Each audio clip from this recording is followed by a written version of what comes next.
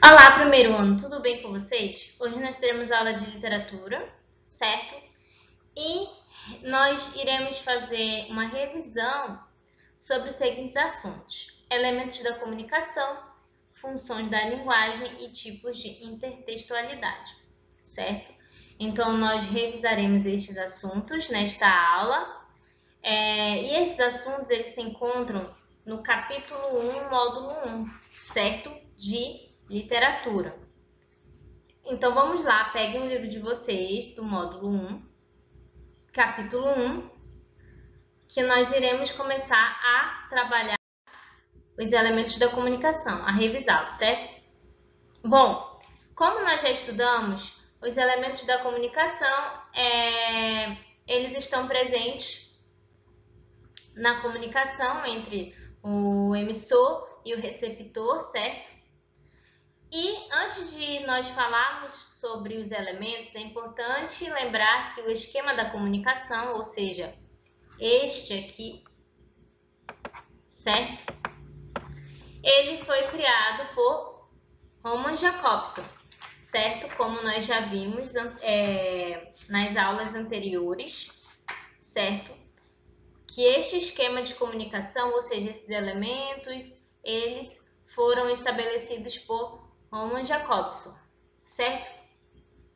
Além disso, é importante observar que isso ocorre entre o quê? Entre o emissor e o receptor, certo? Então, vamos começar a analisar. O emissor, exemplo, eu, certo? Que estou falando com vocês, eu estou o quê? Emitindo uma mensagem, certo? Ou seja, o emissor ele pode ser o escritor, o falante, aquele que diz para alguém. O receptor é aquele que está ouvindo, que está lendo, certo? É aquele que recebe a mensagem, certo? E entre o emissor e o receptor nós temos a mensagem, ou seja, aquilo que é falado, aquilo que é escrito, seria o texto. E a partir do texto nós temos o contexto, o código e o canal, certo? Nós temos então o contexto ou referente, certo? Que ele diz respeito ao que se trata a mensagem, ou seja, eu estou falando algo para vocês e este algo ele tem um contexto, é sobre a aula, certo? Sobre os elementos da comunicação. Este é o contexto. Nós temos também o código, que são o quê? Os sinais usados na comunicação, o que eu utilizo durante a comunicação, certo? Para me comunicar. Que é o quê? A língua. Eu utilizo a língua para me comunicar. E temos, por fim, o canal, que é responsável por causar a interpretação da mensagem, ou seja, o meio de veiculação. O receptor, este está atrelado aqui ao receptor, aquele que vai compreender a mensagem, certo? Então, o canal ele está atrelado também ao receptor. Vamos ler então o que o livro nos traz com relação a isso. Página 11, certo? Do módulo 1, capítulo 1. Segundo a teoria desenvolvida pelo linguista russo Roman Jakobson, um ato comunicacional se estabelece quando um emissor emite uma mensagem e esta encontra um ou mais receptor. A interpretação da mensagem pelo receptor dependerá do canal usado na transmissão da mensagem, do contexto em que o receptor está inserido e do conhecimento que o receptor tem do contexto da produção da mensagem pelo emissor e da sua compreensão do código utilizado, certo? Então, desta maneira, nós temos os elementos da comunicação, certo? Que são o emissor, a mensagem e o receptor. E da mensagem nós temos o contexto, o código e o canal, certo? E vocês verão que cada um desses elementos, eles estão relacionados a funções da linguagem, certo? Então, vejamos quais são essas funções.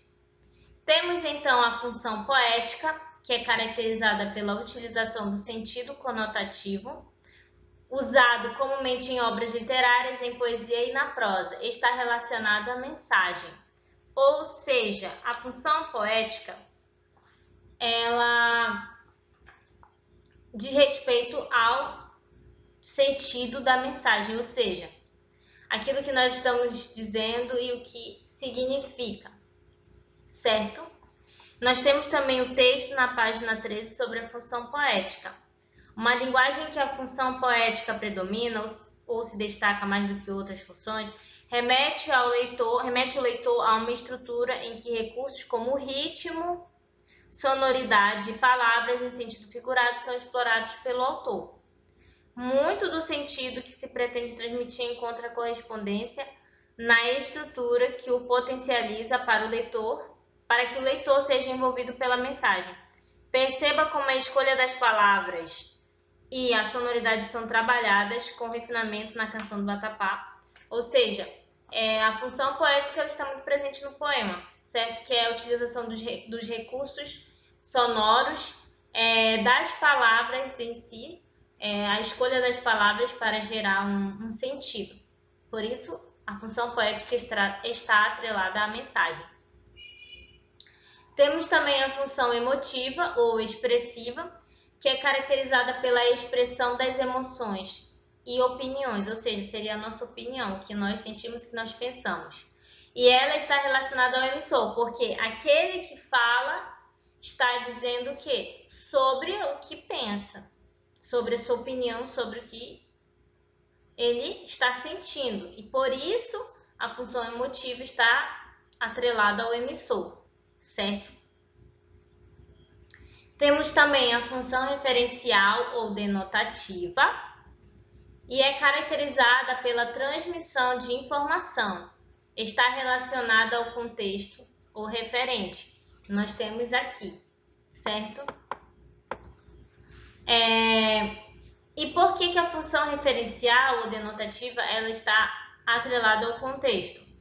Porque é a questão das informações. Então, dependendo do contexto em que eu me encontro, eu vou entender aquelas informações sobre o que o emissor está falando, sobre o que ele está tratando, certo? Ou seja, o conteúdo da mensagem. A função apelativa ou conativa é caracterizada pela persuasão e convencimento do receptor.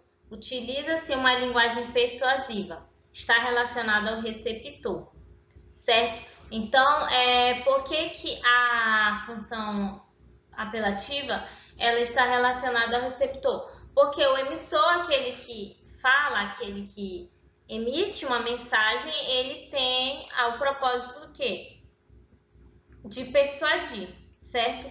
De que o receptor o entenda e acredite, certo? Assimile aquilo que ele está dizendo. Por isso que a função apelativa, ela está atrelada, um exemplo de função apelativa,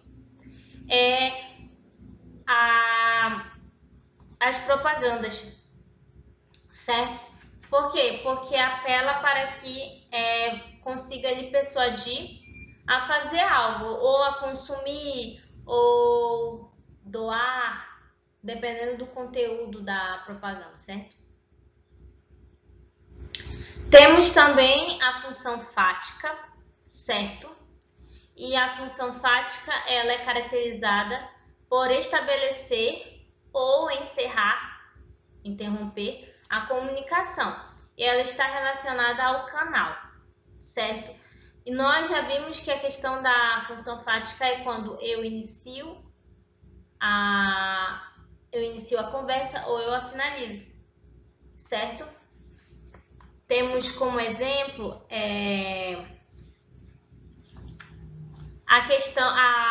o seguinte texto da página 17. Sinal fechado. Olá, como vai? Eu vou indo e você, tudo bem? Tudo bem, eu vou indo correndo, pegar meu lugar no futuro. E você? Tudo bem, eu vou indo em busca de um sono tranquilo, quem sabe? Então, olha só, a cada vez que tem uma pergunta para que o receptor possa responder, é o que? Estabelecida a comunicação. A partir do momento em que o receptor ele não pergunta mais ou não gesticula mais, foi-se encerrada a comunicação, o diálogo. E desta forma eu tenho que a função fática. Por isso ela está atrelada ao canal, certo? E temos também, por fim, o código, que está relacionado à função metalinguística. A função metalinguística ela é caracterizada pela utilização da metalinguagem, ou seja, é a linguagem que fala de si mesma, certo? E o que isso quer dizer? O que quer dizer a linguagem que fala de si mesma? Nós temos aqui uma pintura, trouxe para vocês como exemplo. Nós temos aqui uma pintura e o que nós observamos? Nós estamos vendo que existe um pintor que está também o quê?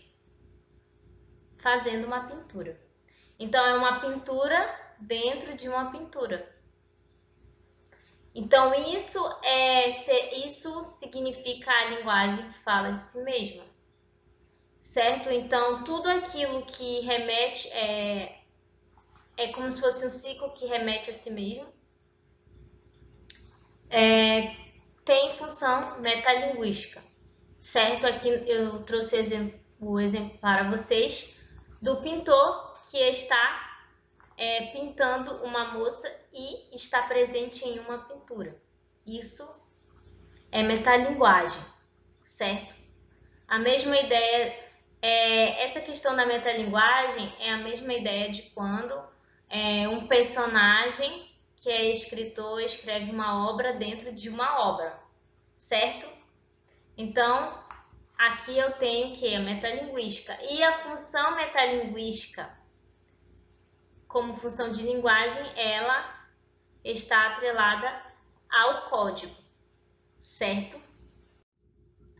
E nós temos também os tipos de intertextualidade, certo?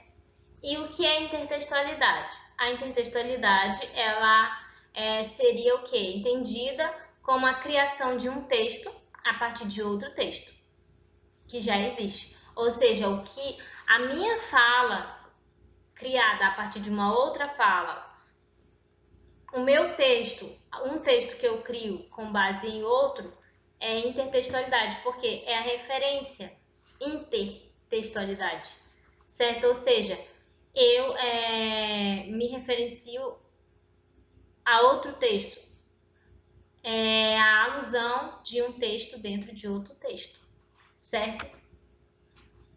Existem 8 tipos de intertextualidade. São elas paródia, pastiche, plágio, citação, epígrafe, paráfrase, alusão e tradução, certo? Então, nós veremos primeiro a paródia e assim sucessivamente. Vamos abrir o livro na página 24, certo? Módulo 1, capítulo 1. Temos então a paródia, e a paródia ela é caracterizada como a releitura de um texto, certo? Em um tom irônico ou cômico e que apresenta viés crítico, ou seja, a paródia geralmente ela é uma crítica ao texto parodiado, certo? A paródia ela é semelhante à pastiche. No entanto, o que as difere é justamente a questão de que na paródia eu consigo identificar a fonte e também por ter a questão do viés crítico, certo? E temos como exemplo de paródia Canção do Exílio, como um texto original, o texto que é parodiado, e o Canto do Regresso à Pátria, que é a paródia. Página 24. Canção do Exílio. Minha terra tem palmeiras, onde canta o sabiá. As aves que aqui gorjeiam, não gorjeiam como lá. Canto do Regresso à Pátria. Minha terra tem palmares, onde gorjeia o mar. Os passarinhos daqui não cantam como os de lá. Então aqui nós temos uma paródia. E nós conseguimos encontrar a fonte, certo? Se trata da paródia de Canção do Exílio. E a pastiche é também um tipo de intertextualidade que é semelhante à paródia. No entanto, ela não apresenta crítica. Vejamos então o exemplo. Vem do Líbano, noiva minha. Vem do Líbano e faz tua entrada comigo. E temos o exemplo de pastiche. Vem do Líbano, esposa minha. Vem do Líbano, vem. As mandrágoras deram o seu cheiro. Temos as nossas portas toda a casta de pombos. Então, aqui nós vemos, nós conseguimos encontrar referência, certo? Do texto de Machado de Assis, que se refere aos cânticos dos cânticos, certo? Dessa forma, nós temos a pastiche e a paródia, que são tipos de intertextualidade que são semelhantes. Temos também o plágio. O plágio ele é uma cópia, certo? Ou a utilização de um texto de outro autor como sendo seu, ou seja, eu literalmente roubar a ideia, o texto de uma outra pessoa e utilizar como se fosse meu. Ou seja, sem referência, certo, àquela pessoa que de fato escreveu. E lembrando que com relação ao plágio no Brasil, o plágio é crime. Certo? Então, você copiar algo da internet, você copiar um texto de um colega e não referenciá-lo configura como crime. E isto é pertinente na universidade, certo? Na universidade, as produções acadêmicas, como artigos, projetos, se você não referencia, você pode se complicar. Então, o plágio, ele é a cópia de um outro texto, sem você referenciar o autor, você utilizar o texto de outra pessoa como seu sem referenciá-lo. E quando você referencia aquela pessoa, você está fazendo uma citação, certo? Você utiliza o texto da pessoa em outro texto, ou seja, no seu, e o referencia. Diz quem é o autor, e isso é uma citação, certo? E a citação, ela é uma maneira de evitar o plágio, ou seja, a cópia. Temos também a epígrafe, que é uma citação que não se apresenta no corpo do texto, mas antecede o desenvolvimento dele. Diz ao leitor sobre o que trará o texto. E temos aqui um exemplo, certo? De epígrafe. Uma noite do século. 1. Bebamos nem um canto de saudade, morrem na embriaguez, da vida as dores, que importam sonhos, ilusões desfeitas, fenecem como as flores. Então, nós temos aqui uma epígrafe, ela não faz parte do texto, certo? Mas o antecede. E em seguida nós temos o texto, certo? Temos a paráfrase, que é a releitura de um texto, ou seja, quando o autor ele reescreve o texto, mas retoma a ideia desse texto. E também faz-lhe referência. Ou seja, quando eu falo o que outra pessoa já falou, mas com outras palavras, é uma paráfrase, certo? Ou seja, releitura. E temos também a alusão, que é uma breve menção a um texto com finalidade de desenvolver uma outra ideia, ou defendê-la, argumentá-la, certo? Vejamos então um exemplo. Na página 27, um pé de milho. Os americanos, através do radar, entraram em contato com a Lua, o que não deixa de ser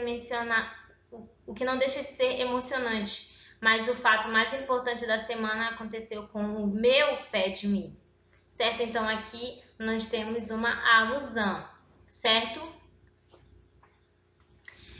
Ou seja, a alusão, você menciona algo, certo? A alusão é mencionar algo e começará o que? A desenvolver outra ideia, certo?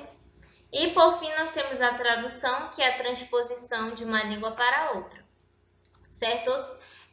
Lembrando que na tradução não há o que nós pensamos que há, não existe uma tradução exata, certo?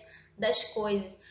Por que isso não ocorre? Por que isso não existe? porque o significado das palavras em outras línguas difere, certo? Então, como há apenas o quê? Um valor aproximado, uma tradução aproximada daquilo que seria na língua estrangeira, certo? Para a nossa língua, por exemplo, do inglês para o português. Então, por isso que aqui temos o quê? A preservação máxima da ideia, do sentido original do texto, certo? E aqui nós vimos os tipos de intertextualidade, certo? E todos eles têm a mesma relação, que é o quê? Utilizando-se de outro texto, ou seja, existe a questão da intertextualidade, sempre a referência, a alusão a outro texto, um texto dentro de outro texto que referencia outro texto, certo? E por fim nós temos o exercício, que é o exercício de fixação de vocês, e irei explicar para vocês o que deve ser feito, certo? Então, a primeira questão, vocês terão que observar a imagem e responder as questões 1 e 2. Qual a função presente nesta imagem? Ou seja, qual é a função da linguagem que está presente nesta imagem? De que forma essa função é estabelecida? Ou seja, como isso ocorre? Segunda questão, qual a diferença entre plágio e citação? Terceira, o que é intertextualidade? Qual sua importância para a compreensão de um texto? Isso tudo nós já estudamos, nós já revisamos, e vocês apenas vão dizer o que é intertextualidade e dizer de que forma ela é importante para que nós possamos entender um texto, por exemplo, em que há intertextualidade. Quarta, o que são paródia e pastiche? O que as difere? Ou seja, vocês vão dizer o que é cada uma, o que é paródia e o que é pastiche, e quais são as suas diferenças, como diferenciá-las. E a quinta questão, quais são os elementos da comunicação? Quais são as funções ligadas a cada um deles? Então, vocês vão observar aquele esquema em que há os elementos da comunicação e as funções que são ligadas a esses elementos. Bom, é isto e até a próxima aula.